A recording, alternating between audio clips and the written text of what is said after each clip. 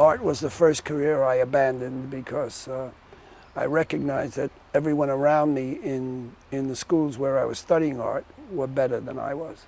I was trained to see things with a frame around it, and not wasn't trained to free the imagination that way, the way it is in writing. There's no frame in writing, you just go.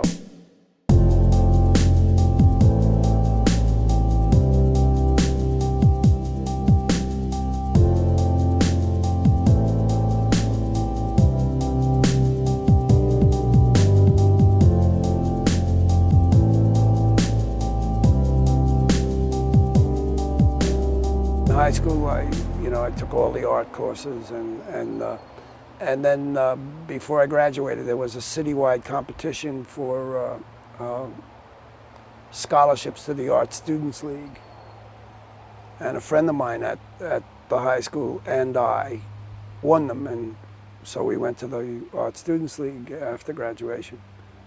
I was really bent on becoming an artist. This was my direction. I think if I had continued to be a painter, and by the way, I'm very glad that I didn't, because I'm sure I would be a starving artist someplace. But I probably would have gone toward more representational art. It wasn't my uncle who taught me representational drawing, but a teacher in high school. It's a sort of line drawings, where you just look. You don't look at the page. You just look and occasionally glance at the page, and you do it without lifting the pen from the paper.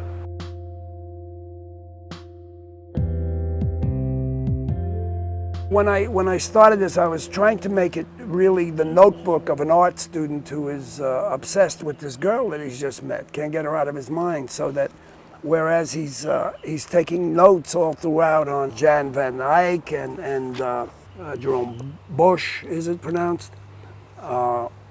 And the various other art pieces and notes on that they're teaching him in class. The notebook is infiltrated. This is the girl he met, E.B. Driscoll.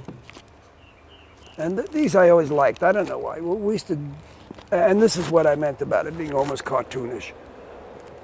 The same three ladies, fat ladies, in the winter all bundled up, and then on the beach in the summer. Nice contrast. It was fun, I think. I did drawings of the officers and the men, and news got out, that I had art training. The guy would be sitting there, and I'd capture him. I'd do it, and he thought it was good enough to send to his mother, Eventually, I ran out of subjects. There were no more guys on the ship to draw, or who were interested in having their portraits done. And I drew all the smokestacks and the torpedo tubes and the depth charge racks, and not much. A ship is a small thing, especially a destroyer. And there was nothing left to draw, so I borrowed a typewriter from the radioman's shack, and I began typing. And I wrote several stories, and I found I liked it a lot. When I'm writing a novel, I sometimes feel as if I'm a fly on the wall, that I'll be writing a scene, and I know I've never been there